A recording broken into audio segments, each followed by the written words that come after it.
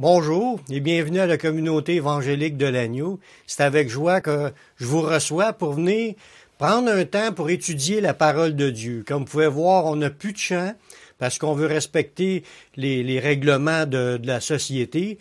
Puis maintenant, j'en mettrai plus de chant sur Facebook. On est en train de continuer une étude sur les signes avant-coureurs du retour de Jésus-Christ. On est en train de parler de plusieurs signes que Jésus, ses apôtres, les prophètes, dans l'Apocalypse, comme du début de la création, il y a eu toutes sortes de révélations qui ont été données qui parlaient à propos du retour de Jésus. Puis on veut regarder un survol. C'est sûr qu'on verra pas tous les signes que Jésus, les apôtres et tout le monde ont annoncé, ce que la Bible l'enseigne, sauf qu'on va en regarder plusieurs. On a déjà vu quelques-uns quand on a parlé qu'il y aurait une levée de faux prophètes, il y aurait des guerres, des soulèvements, la destruction de Jérusalem, des tremblements de terre, des famines, des pestes, des phénomènes terribles. C'est tous des signes qui devaient s'accomplir avant que Jésus revienne. Mais Jésus n'est pas encore revenu, puis ça fait 2000 ans que ça a été annoncé. Tous ces signes-là, on a vu à travers les temps, ils se sont tous accomplis. C'est des signes que tout le monde a pu voir dans ces signes-là qu'on a vus, puis dans les autres aussi qu'on va voir. La majorité de tous ces signes-là ont toujours pu être vus dans le temps des disciples.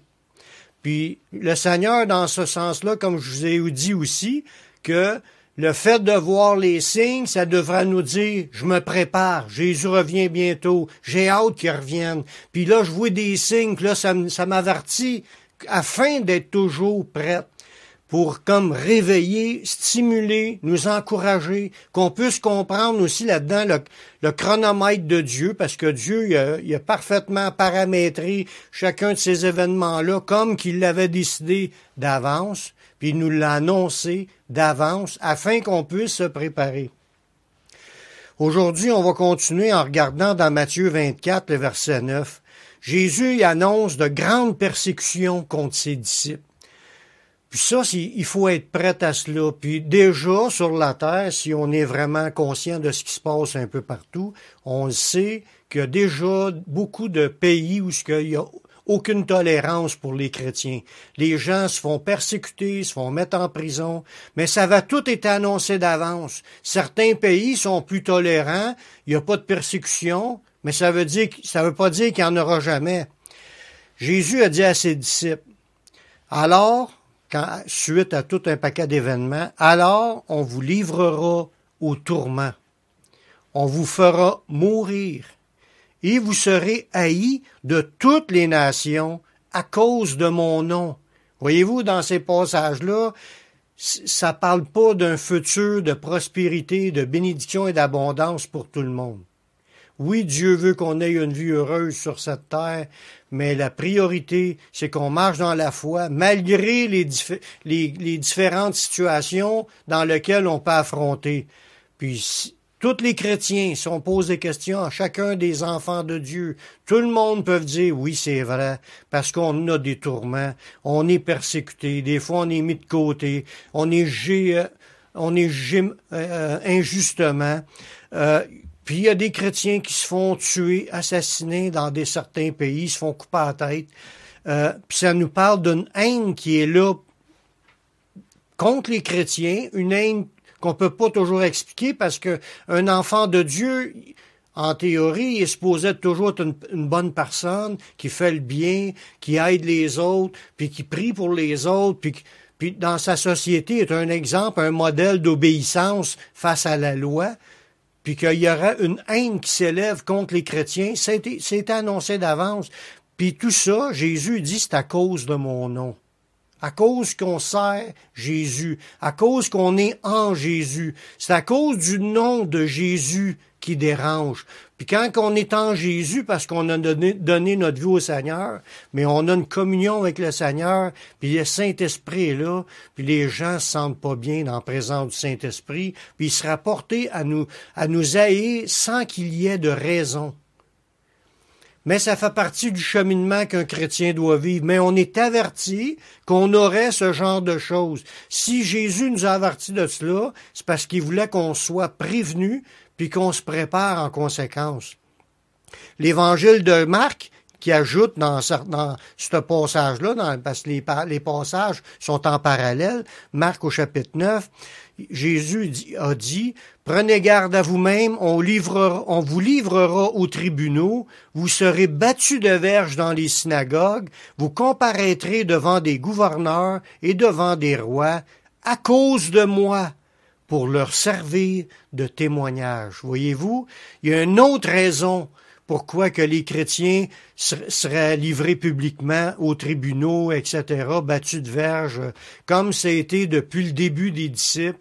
Les premiers disciples, il y en a qui ont été lapidés, il y en a qui ont été torturés, qui ont été mis à mort dans des arènes de lions, qui ont été crucifiés la tête par en bas, qui ont été empalés, toutes sortes de choses difficiles, rejetés, chassés loin des villes, puis ont fui dans les montagnes, puis il y avait une persécution massive contre les chrétiens depuis que Jésus est venu. Pas tous les chrétiens, mais beaucoup de chrétiens ont vécu ce genre d'épreuve-là, mais ça faisait partie de choses que Jésus avait annoncées. Dans ce passage-là, ça nous dit, il nous livrera aux tribunaux, battus de verges dans les synagogues, comparaître devant des gouverneurs, devant les rois. Si on lit les actes des apôtres, on voit là-dedans comment est-ce que l'apôtre Paul a été lui-même une victime de ce genre de comportement-là. Il a été devant les tribunaux, il a été battu de verges, il a été lapidé, il a comparu devant des gouverneurs, devant les rois, et même devant César. Mais ça nous dit pourquoi il était là. Parce que des fois, il y a des raisons. Tant qu'on porte le nom de Jésus, ça suscite la haine contre nous. Mais il dit, c'est à cause de moi pour leur servir de témoignage. Voyez-vous, Dieu, il a un plan quand les chrétiens souffrent. Les gens passent à travers de situations difficiles, mais Dieu, il n'a pas perdu le contrôle. Il sert de cela pour témoigner de son nom parmi les nations. Puis, si un chrétien fait face à ce genre de choses-là, mais il doit se dire, Jésus m'a prévenu, puis quand que ça va arriver, mais je suis prête, là, je vais laisser le Seigneur me donner parole, puis je vais parler de lui. C'est ça qui est le but, afin qu'on serve de témoignage. Dieu sert de notre témoignage pour parler aux gens qui nous entourent. Luc, dans l'évangile de Luc, lui, il ajoute, dans les mêmes contextes, dans Luc 21, 12 à 15, il dit, « Mais avant tout cela, on mettra la main sur vous. On vous persécutera, on vous livrera aux synagogues, on vous jettera en prison, on vous mènera devant des rois et devant des gouverneurs à cause de mon nom. Cela vous arrivera pour que vous serviez de témoignage. » Puis là, il nous dit quelque chose de plus là-dedans, quelque chose de bénissant. Il dit, « Mettez donc dans l'esprit de ne pas préméditer votre défense, car je vous donnerai une bouche et une sagesse à laquelle tous vos adversaires ne pourront résister ou contredire. » Voyez-vous? Quand on disait qu'on aurait des persécutions en tant que chrétiens, puis que les chrétiens, il y en a beaucoup dans le monde qui vivent ce genre de persécution-là, puis qui ont eu l'occasion de parler de Jésus, puis d'annoncer la parole de Dieu, parmi les gouverneurs, les rois. Mais Jésus nous dit, préméditez pas votre défense. Laissez-vous inspirer, le Saint-Esprit va vous donner des paroles qui vont confondre vos adversaires. Des paroles qui sont les paroles de Dieu dans cet événement-là. Dieu, il est avec nous quand on se ramassera, mettons, en prison ou qu'on sera livré pour être battu de verges dans des pays, s'ils le font encore. Qu'est-ce qu'on s'inquiète des fois? Qu'est-ce que je vais dire? Qu'est-ce que je vais faire? On n'a pas à s'inquiéter, nous sommes avertis, Jésus est avec nous, il contrôle parfaitement la situation.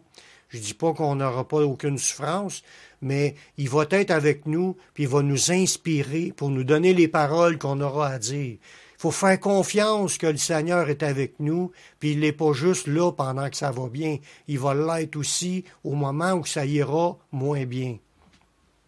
Jésus nous a enseigné le pourquoi qu'il y a tant de haine contre les chrétiens. Il en parle dans parole, dans Jean chapitre 15, versets 18 et 19. Ça nous dit, « Si le monde vous hait, sachez qu'il m'a haï avant vous. Si vous étiez du monde, le monde aimerait ce qui est à lui. Mais parce que vous n'êtes pas du monde et que je vous ai choisi du milieu du monde, à cause de cela, le monde vous hait. » Voyez-vous, dans ce passage-là, ça nous parle clairement la raison pourquoi que le monde peut nous haïr. Quand tu vis dans le monde t'aime. Le monde, bras dessus, on prend une bière ensemble, puis on a du plaisir. Je dis pas qu'il n'y a jamais de chicane, mais on a du plaisir quand même. Le monde, on s'accepte les uns les autres. Mais quand tu as donné ta vie au Seigneur, t'appartiens au Seigneur, tu fais plus partie de ce monde. Oui, tu as encore les deux pieds dans le monde, mais spirituellement, tu es un habitant du royaume des cieux. Le royaume de Dieu est en toi. Le Saint-Esprit est en toi, puis tu es envoyé dans ce monde portant le Saint-Esprit pour amener la parole de Dieu. Automatiquement, on ne vivra plus comme le reste du monde, puis le monde, mais quand ils vont entendre ce qu'on a à leur dire sur Jésus, se sanctifier, être pardonnés, qu'ils sont pécheurs, comme nous étions pécheurs, tout cela, le monde ne veut pas entendre ces choses-là en majorité. Je dis pas que tout le monde va être comme cela, parce qu'il y en a qui reçoivent la parole de Dieu. Mais il dit, oubliez pas que le monde m'a haï avant vous. Puis si vous haïssent, parce que là, maintenant, je suis en vous. Ça crée dans les gens une haine contre les chrétiens. Jésus nous avait déjà enseigné ces choses-là. Puis il nous dit aussi, dans Jean 15, le verset 20 à 21, ça nous dit, « Souvenez-vous de la parole que je vous ai dite, le serviteur n'est pas plus grand que son maître. S'ils m'ont persécuté, ils vous persécuteront aussi.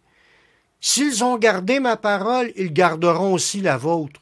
Mais ils vous feront mourir.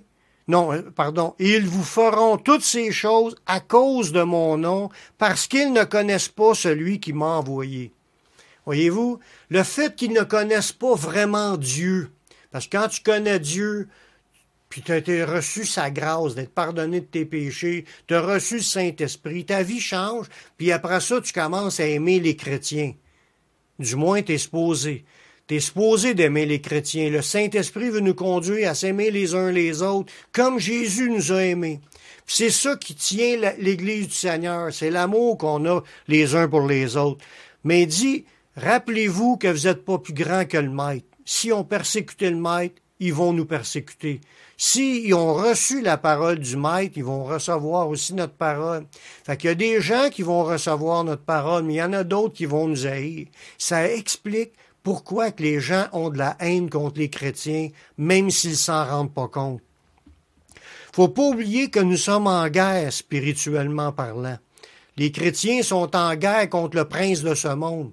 Le diable mène le monde, même si Dieu mène encore plus haut le monde dans les choses qu'il a annoncées, mais le diable, il y a un certain contrôle sur les gens, puis il manipule les gens parce que les gens ne le savent pas, mais le monde entier est sous la puissance du malin. Fait que les gens sont comme dominés par l'esprit de ce monde, cet esprit-là, qui est le diable et ses démons, ben, ils font en sorte que les chrétiens se font persécuter. On voit ça dans Éphésiens chapitre 6, le verset 12. Il dit, « Car nous n'avons pas à lutter contre la chair et le sang, mais contre les dominations, contre les autorités, contre les princes de ce monde de ténèbres, puis contre les esprits méchants dans les lieux célestes. » Dans ce passage-là, ça nous dit qu'on n'a pas à lutter contre la chair et le sang. C'est pas réellement contre les humains qu'on doit lutter. Les humains comprennent même pas ce qui arrive, pourquoi qu'ils nous haïssent, pourquoi qu'ils nous persécutent, pourquoi qu'ils rient des chrétiens, pourquoi qu'ils se moquent de ce qu'on dit.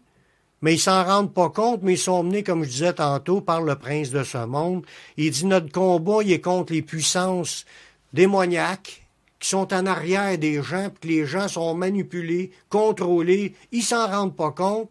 Mais on essaye de leur dire, de donner leur vie au Seigneur afin qu'ils soient sortis des ténèbres, puis qu'ils rentrent dans le royaume de la lumière, puis qu'ils puissent avoir les yeux ouverts en lisant la Bible, puis comprendre ce qui leur arrivait pour s'en dégager.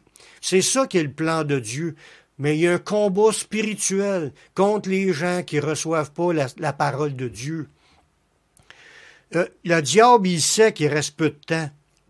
Parce qu'il a déjà été jugé à la croix. Quand Jésus a ressuscité d'entre les morts, il a vaincu l'ennemi, il a vaincu le diable, il a vaincu sa force dans laquelle il se confiait. Le diable se confie dans le péché pour garder le monde dans le péché, puis les garder sous sa domination. Mais en Jésus, on peut être pardonné de nos péchés. Fait que le diable, il n'y a plus de contrôle pour quelqu'un qui veut s'en sortir. On peut être pardonné, peu importe ce que tu as fait dans ta vie, même si tu auras fait un pacte avec le diable pour donner ta vie au diable, pour obtenir des richesses ou la prospérité, tu peux, dans une simple prière, demander l'aide au Seigneur en confessant que tu es pécheur, puis en confessant que Jésus est mort sur la croix pour pardonner tes péchés. Il va te pardonner, puis il va te délivrer de son emprise. Le diable n'aura plus d'emprise sur toi.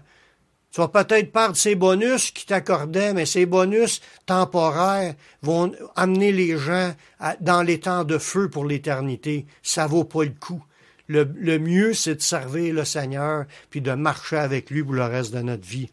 Le diable, il sait qu'il n'y a plus grand temps, comme je vous en disais tantôt, puis il est en colère contre Dieu, puis il fait tout pour combattre ce que Dieu veut faire. Puis il combat les chrétiens. On voit ça dans la parole, dans l'Apocalypse, chapitre 12, le verset 17. Ça nous parle d'une image d'un dragon qui poursuivait la femme qui avait enfanté Jésus, qui est le peuple juif, pour les persécuter, mais ils ont quand même eu une protection pendant les siècles pour les protéger de la destruction totale. Puis ça nous dit que le dragon fut irrité contre la femme et il s'en alla faire la guerre au reste de sa postérité. Ça veut dire à ceux qui gardent les commandements de Dieu puis qui ont le témoignage de Jésus. Voyez-vous, la vision de cette vision de l'Apocalypse chapitre 12 verset 17 nous parle que le diable est en colère, il sait qu'il n'y a plus grand temps, il a été précipité sur la terre, puis là il court après les chrétiens, à ceux qui gardent les commandements de Dieu puis qui ont le témoignage de Jésus.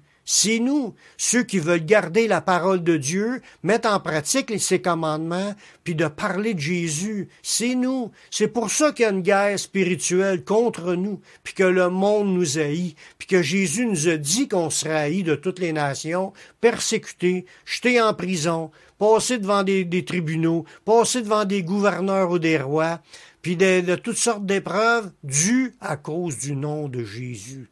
À cause que son nom est sur nous.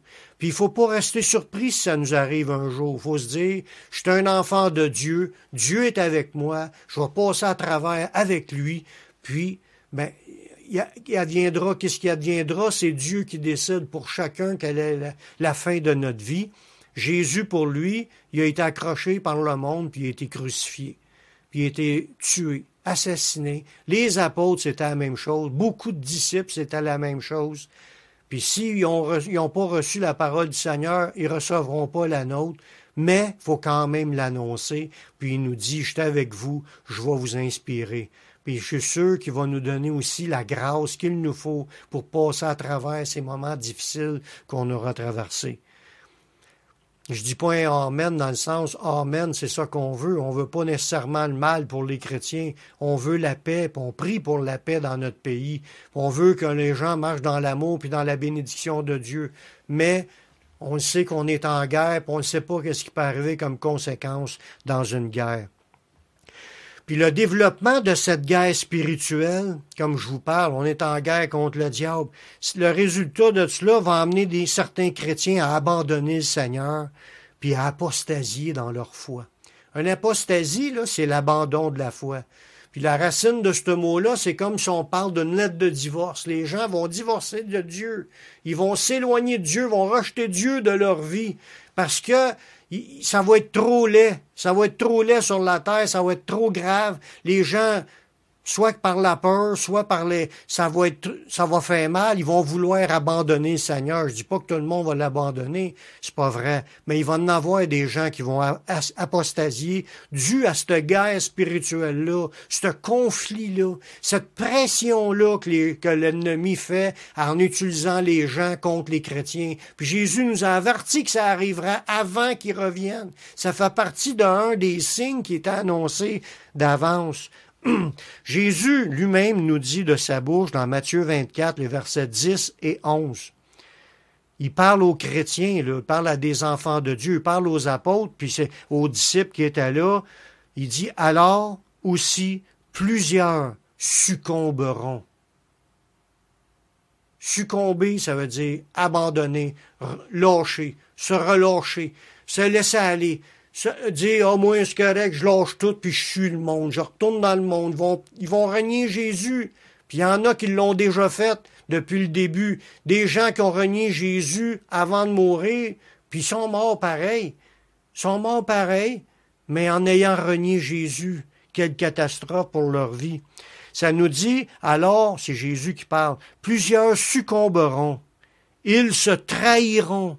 Voyez-vous, il va y avoir comme même une persécution à l'intérieur de l'Église de ceux qui ont succombé, qui ont abandonné leur foi, qui ont abandonné le combat, puis ils vont même se revirer contre les autres, puis commencer à trahir les autres. Puis ça, la trahison contre les autres chrétiens, c'est un autre signe dans lequel on sait que ça va arriver avant que Jésus revienne. La trahison, c'est d'être contre l'autre, puis de le trahir, c'est de parler contre lui, de le dénoncer.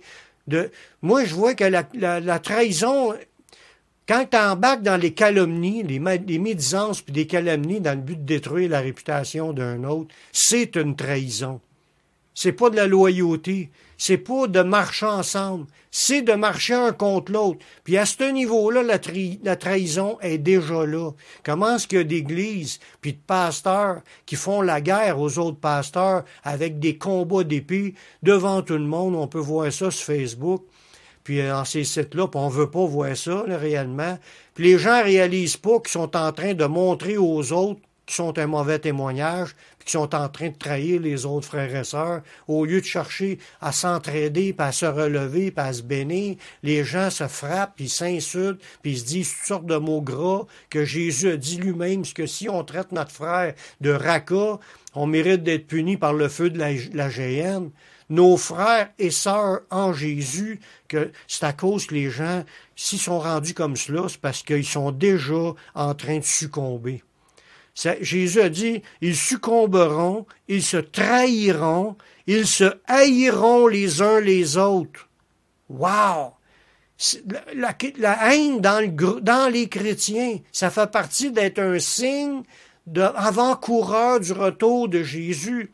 Ça finit pas là. Ça dit, plusieurs faux prophètes s'élèveront, ils séduiront beaucoup de gens. Si vous me suivez, là, puis si vous suivez Matthieu, là, ça dit que les gens vont succomber, ils vont se trahir, vont s'haïr, puis ils vont devenir faux prophètes. Parce qu'une personne qui a succombé puis qui trahit les autres, ça ne veut pas dire qu'elle a arrêté de prêcher. Continue à prêcher, mais prêche contre des points qui sont contre la parole de Dieu.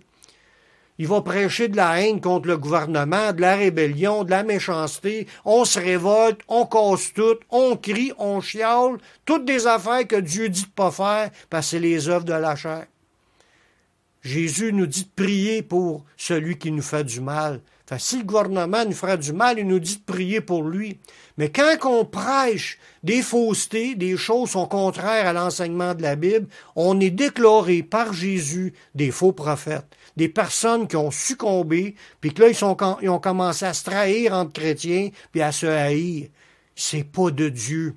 Les gens, s'il y a des gens qui se sentent dans cette situation-là, faut se repentir, puis revenir à la sainte doctrine, qui est l'amour du prochain, puis le pardon, puis la réconciliation, l'entraide, de se bénir, prier pour notre gouvernement. Il n'y a aucune place dans la Bible qui nous parle, dans le Nouveau Testament, de se rebeller contre les autorités. Au contraire, ça nous dit de nous soumettre aux autorités, car il n'y a aucune autorité qui n'a pas été établie là par Dieu. Je dis pas qu'ils sont toujours parfaits et qu'ils sont justes en tout point. S'ils font des injustices, ils auront à en rendre compte. Mais ces rôles-là ont été placés par Dieu, puis les chrétiens sont appelés à se soumettre. Dieu regarde les gens pour voir si on se soumet. Jésus il a appris l'obéissance par les choses qu'il a souffertes. Il y a quelque chose à apprendre là-dedans.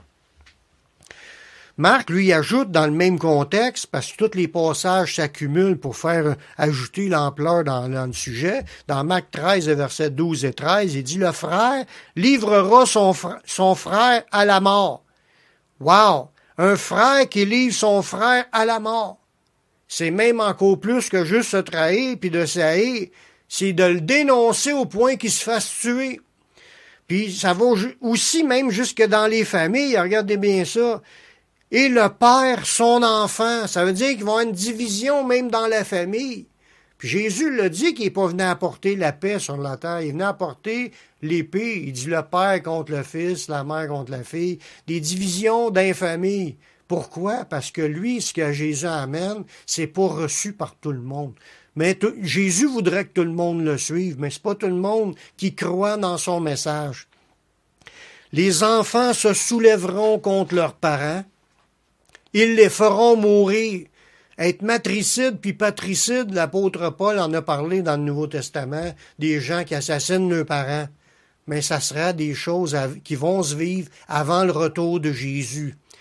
Puis au verset 13, il nous dit, vous serez haïs de tous à cause de mon nom.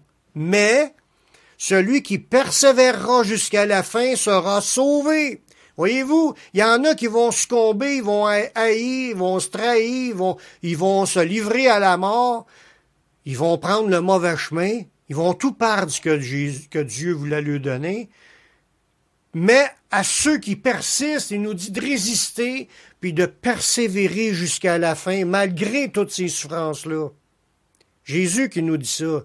Le Seigneur nous demande de persévérer jusqu'à la fin, de ne pas abandonner la course, de continuer malgré l'opposition, parce que les récompenses vont être grandes rendues l'autre bord. Luc lui mentionne que plusieurs chrétiens seront mis à mort. Dans Luc 21, les versets 16 et 17, « Vous serez livrés même par vos parents, par vos frères, par vos proches, par vos amis, et ils feront mourir plusieurs d'entre vous. » Et vous voyez comment est-ce que ça va être laid dans les familles. La persécution, là, regardez dans les pays musulmans, quelqu'un accepte le Seigneur, qu'est-ce qui se passe? Souvent, cette personne-là est rejetée de sa famille. Puis c'est arrivé souvent qu'il y en a qui ont été lapidés, qui ont été tués, à cause qu'ils ne partageaient plus la même foi que les autres. Ça peut arriver dans n'importe quel pays, ce genre de situation-là. Des guerres entre les religions. À travers les siècles, il y en a eu des guerres entre les religions. Quand il y avait l'Église catholique qui faisait des croisades pour supposément convertir les chrétiens ou les gens qui n'avaient pas de foi, ou de la foi dans d'autres choses. Puis c'était des guerres, ils massacraient des peuples entiers. C'était-tu de Dieu? Pas du tout. Ça fait partie de l'accomplissement de toutes les prophéties qui doivent arriver avant le retour de Jésus. Puis il va en avoir d'autres d'ici à la fin. Vous allez le voir tantôt dans certains passages. Fait que Luc, il nous dit, ils feront mourir plusieurs d'entre vous, puis il dit, vous serez haïs de tous à cause de mon nom. Dans l'Apocalypse, au chapitre 13, le verset 7, ça nous donne encore un aperçu d'une guerre, parce que comme je l'ai mentionné un petit peu, j'ai pas donné encore tous les détails, mais je vais en venir un peu plus tard, qu'il va venir un gouvernement mondial qui va prendre le contrôle de la planète. Puis ça s'en vient très bientôt, où ce qui va numéroter tout le monde avec un code spécial qu'il va avoir dans notre main ou dans notre front. Puis on ne pourra pas acheter ni vendre sans avoir ce système-là. Puis ce gouvernement mondial-là va s'opposer à toute forme de religion, à tout ce qu'on appelle Dieu puis ce qu'on adore. Puis lui-même va se proclamer Dieu. Ça va être une guerre comme une religion qui se proclame à Dieu, qui essayait de détruire tous les autres pendant des millénaires. Les 2000 ans qu'il y a eu d'histoire, il y a eu des guerres par des religions, mais il va y en avoir un gouvernement mondial tout juste à la fin, dans lequel il va persécuter les chrétiens. Alors, regardez bien dans le passage d'Apocalypse au chapitre 13, le verset 7. « Et il lui fut donné, à ce personnage-là, à ce royaume-là, de faire la guerre aux saints et de les vaincre. Il lui fut donné autorité sur toute tribu, tout peuple, toute langue et toute nation. » Voyez-vous, c'est un gouvernement mondial-là qui va s'élever, puis on en parle couramment du gouvernement mondial. Tous les États en parlent, parce qu'il y a une banque mondiale, il va y avoir aussi un gouvernement mondial. Tous les pays sont endettés à ce gouvernement-là, et quand le crash va arriver à cause...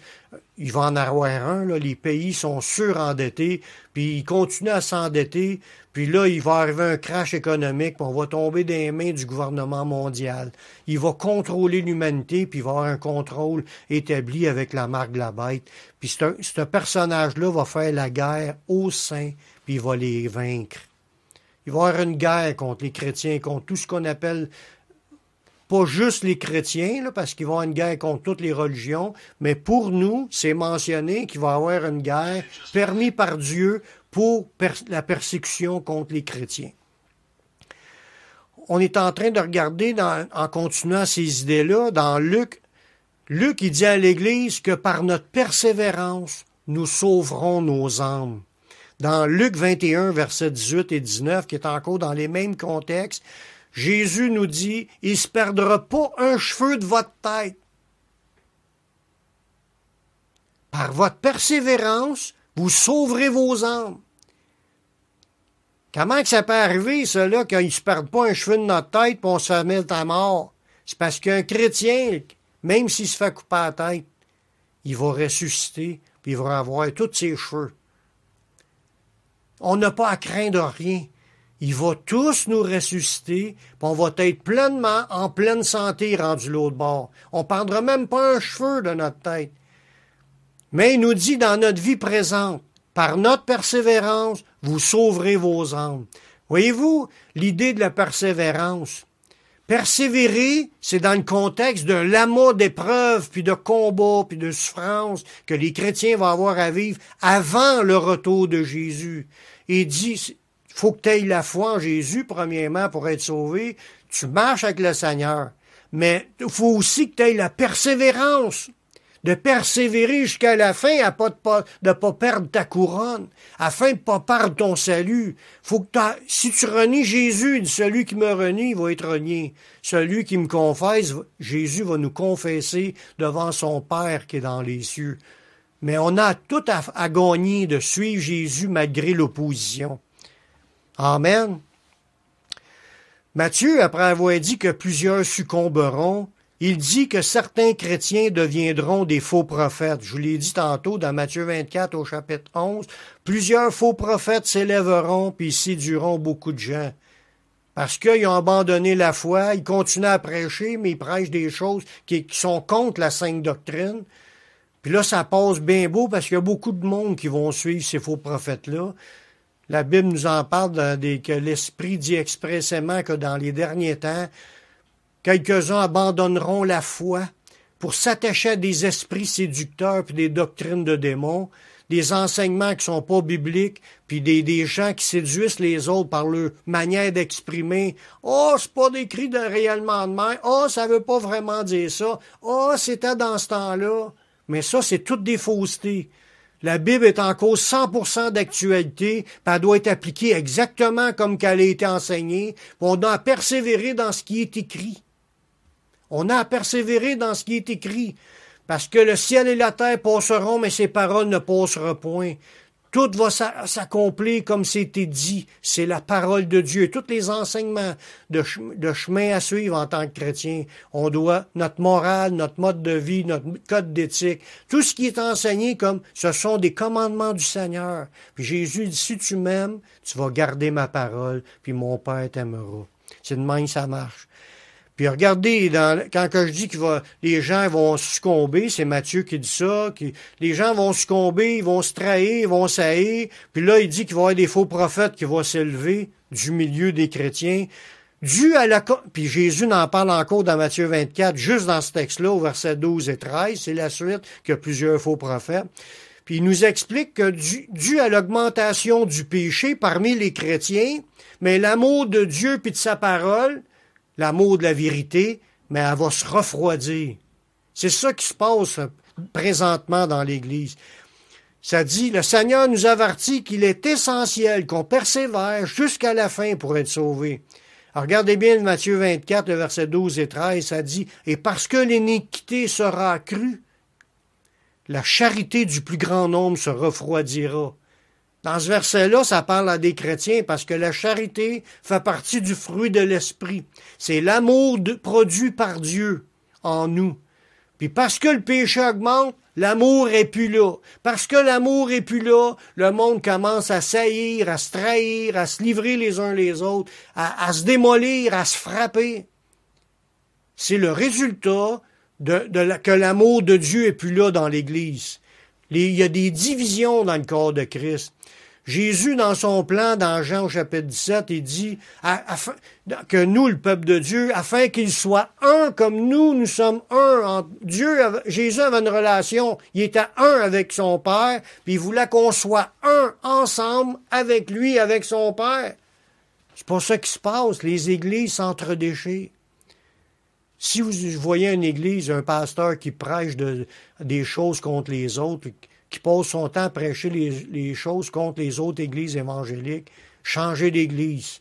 C'est pas le Saint-Esprit qui parle. C'est l'homme, puis c'est les esprits en arrière de cet homme-là.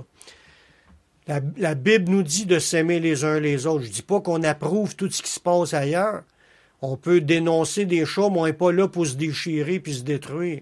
On est là pour enseigner la vérité, enseigner les vraies affaires. Puis là, le péché va augmenter dans l'Église avec tout ce qui se passe, là. L'écuménisme, c'est du péché de s'unir avec des religions qui n'ont même pas rapport avec la sainte doctrine, puis c'est des religions d'idolâtrie. Que tu sois catholique, que tu sois musulman, que tu sois une autre religion, Dieu n'a jamais demandé ça. Dans la parole, ça nous dit si quelqu'un n'apporte pas la sainte doctrine, ne lui dites même pas salut. C'est pas une question de qu'on l'aime pas. On l'aime au contraire, mais on dénonce, on enseigne, puis on explique c'est quoi qui est vrai. Mais c'est pas notre frère parce qu'il a dit telle et telle chose, là. Non, c'est pas de même que ça marche. On est frères entre ceux qui marchent dans la vérité. Mais il y a tout un autre sujet à prêcher dans cela. J'en ai déjà parlé, mais un jour, si Dieu le veut, je vais en reparler. Il dit, le péché va s'accroître. Regardez les églises qui acceptent les mariages homosexuels. C'est du péché, c'est écrit dans la Bible. Même si les gens, ils se disent, c'est pas grave, faut être ouvert, faut s'accepter. Je suis d'accord que on vit puis on laisse vivre. Mais est-ce qu'on doit dire que c'est nos frères puis qu'on veut faire la même chose aussi? Pas du tout. On veut suivre ce qui est écrit. Dans Romains, c'est très clair. Puis aussi dans Galates, les œuvres de la chair, c'est bien écrit. Puis un chrétien peut pas s'associer avec ces genres de comportements-là. Je les condamne pas, mais c'est la Bible qui en parle. Puis je suis là pour expliquer ce que la Bible dit. Puis je les aime. J'aime tout le monde. C'est ça qu'il faut comprendre. Il faut aimer tout le monde. Mais il faut savoir discerner ce que je dois faire et ce que je dois pas faire. Les autres, Dieu s'arrange avec eux autres. Puis on doit le dire tout simplement comme cela. Mais dans le passage de Matthieu, chapitre 24, il dit « Parce que l'iniquité va s'accroître, il va y avoir la charité du plus grand nombre se refroidira. » Un refroidissement dans l'Église du plus grand nombre. Ça nous parle d'une grosse quantité de personnes qui vont se refroidir dans le Seigneur parce qu'ils vivent dans le péché. Mais ça nous dit encore, celui qui persévérera jusqu'à la fin sera sauvé. Ça veut dire qu'il ne faut pas être de ceux qui embarquent dans ce genre de comportement-là. Il faut être des gens qui marchent en contact avec le Seigneur, puis qui veulent fuir le péché, qui résistent au péché, puis qu'on veut être remplis de l'amour de Dieu. Amen. Ça, là, cet abandon de la foi-là, ça s'appelle de l'apostasie, comme je vous disais tantôt. C'est l'abandon de la foi, l'abandon de l'amour de Dieu, l'abandon de la parole de Dieu. On tasse la Bible pour pas avoir de points contre les autres, puis on marche bras dessous avec tout le monde. L'humanisme fait pas partie du plan de Dieu. Faut enseigner la vérité basée sur les versets de la Bible. Ça sert à rien de dire Seigneur, Seigneur, si on fait pas ce qu'il dit. On voit ça dans Matthieu, chapitre 7. La Bible nous avertit de ne pas être étonné que du milieu chrétien puissent s'élever des faux enseignants, des gens qui vont prêcher des faussetés. Dans 1 Jean, chapitre 2, versets 18 et 19, ça nous dit « Petits enfants, c'est la dernière heure. Et comme vous avez appris qu'un antéchrist vient, ça c'est celui que je vous parlais tantôt, puis qu'il y a maintenant plusieurs antéchrists. Déjà, dans ce temps-là, il y avait déjà plusieurs personnes qui s'élevaient contre Jésus. Il dit, par là, nous connaissons que c'est la dernière heure. Ils sont sortis du milieu de nous. Ça veut dire que la majorité de ces antéchrists-là sont sortis du milieu du peuple de Dieu. Des gens qui étaient des gens sauvés, qui marchaient avec le Saint-Esprit, ils étaient au milieu du peuple de Dieu, puis pour une raison ou pour une autre, ils succombent, puis après ça, ils commencent à vivre charnellement en trahissant, haïssant, livrant les autres, puis en se battant, puis en prêchant des faussetés. Ils deviennent des faux prophètes. Puis Jean, il en avait parlé là-dedans en disant qu'ils sont sortis du milieu de nous, mais ils n'étaient pas des nôtres. Car s'ils eussent été des nôtres, ils seraient demeurés avec nous. Mais cela est arrivé afin qu'il fût manifeste qu'ils ne sont pas tous, que tous ne sont pas des nôtres. Voyez-vous, il dit très clairement, tous ne sont pas des nôtres. C'est pas à cause que quelqu'un parle de Jésus à quelque part, que le mot Jésus dans sa bouche qui fait automatiquement partie des nôtres. Pas du tout. On n'a pas, si les personnes n'annoncent pas la sainte doctrine, ils ne font pas partie des nôtres. S'ils ne demeurent pas dans l'enseignement des apôtres et des prophètes, ils ne font pas partie des nôtres. Il n'y a aucune évolution qui doit être acceptée dans les doctrines, des changements, qu'un tel annonce quelque chose, lui décide que c'est cela. S'il y a des versets qui disent le contraire, c'est les versets qu'il faut suivre. Amen. Je vous laisse un dernier passage en vous disant que l'apostasie dans l'Église nous conduira à un autre signe majeur, avant-coureur du retour du Seigneur. Et c'est l'apparition d'un dictateur mondial qui est nommé l'homme du péché, le fils de la perdition. Cette apostasie-là, l'abandon de la foi, puis le refroidissement de l'Église qu'on est en train de vivre présentement, où ce que des grands prédicateurs de la parole de Dieu qui sont rendus œcuméniques, puis qui disent de leur bouche que toutes les religions sauvent. C'est des faux prophètes. Ils ont peut-être été parmi les nôtres pendant un bout, mais là, ils sont plus des nôtres. La doctrine est fausse. Il n'y a pas plusieurs chemins qui mènent à Dieu, il y en a un seul, c'est Jésus-Christ. Il n'y a pas d'autre manière que d'être sauvé. Il n'y a sous le ciel aucun autre nom qui a été donné parmi les hommes par lequel on peut être sauvé. Il y a un seul Dieu, un seul médiateur entre Dieu et les hommes, c'est Jésus-Christ, homme. Tous ceux qui prêchent le contraire de cela, c'est des faux prophètes. Peu importe comment ce qui s'appelle, peu importe comment ce qui était grand dans l'Église auparavant, s'il est rendu qui dit des faussetés, c'est rendu un faux prophète. Ils sont sortis du milieu de nous, comme c'est écrit dans 1 Jean. Mais le passage que je veux en venir, à cause que l'apostasie s'installe dans l'Église, puis qu'il y a un refroidissement dans l'Église, ça va permettre d'accomplir une autre prophétie qui est l'apparition de l'homme impie, de l'Antéchrist, de celui qui va s'élever et qui va faire ce trouble-là pendant son règne de 3 ans et demi. Dans 2 Thessaloniciens, chapitre 2, les versets de 1 à 4, ça nous parle directement un passage par l'apôtre Paul qui nous prophétise certains événements, puis il nous parle exactement du retour de Jésus dans ce passage-là. Il dit, pour ce qui concerne l'avènement de notre Seigneur Jésus-Christ et notre réunion avec lui, ça c'est l'enlèvement, nous vous prions, frères, de ne pas vous laisser facilement ébranler dans votre bon sens, puis de ne pas vous laisser troubler, soit par quelques inspirations, soit par quelques paroles, ou par quelques lettres qu'on dirait venir de nous, comme si le jour du Seigneur était déjà là. Parce que dans ce temps-là, dans le temps de Jésus, il y avait du monde quand oh, j'ai une inspiration, le Seigneur me dit, le Saint-Esprit me dit, puis il partait des fausses doctrines en disant que le règne de Jésus était déjà établi. Il y en a aujourd'hui qui prêchent la même chose, qui disent qu'on est dans le règne de 1000 ans présentement, que le règne du Seigneur est déjà là. Il dit, laissez-vous pas séduire par ces choses-là, ni vous laisser troubler. C'est pas vrai. Jésus n'est pas encore venu. On le voit-tu? Parce que mec, ils reviennent, tout le monde va le voir. Tout le monde le verra que ça dit dans la Bible. Puis ils vont en subir les conséquences en plus. Quand il va revenir, ça va être pour l'enlèvement, notre réunion avec lui. Puis il y en a qui disent c'est déjà accompli. Ça veut dire si l'enlèvement a déjà été accompli, on peut pas être sauvé. Si ça voulait dire que Jésus est déjà revenu, puis je sais pas où est rendu, puis que là, on pourra pas rentrer parce que l'enlèvement de la première résurrection a déjà eu lieu. On continue au verset 3. Il dit que personne ne vous séduise d'aucune manière, car il faut que l'apostasie soit arrivée auparavant. C'est ce que je vous disais. Il fallait que ce signe-là s'accomplisse. L'apostasie doit s'installer dans l'Église. Les gens qui abandonnent la foi, des gens qui vivent tellement dans le péché, tellement contraires à la parole de Dieu, qu'ils ne marchent plus dans l'amour de Dieu.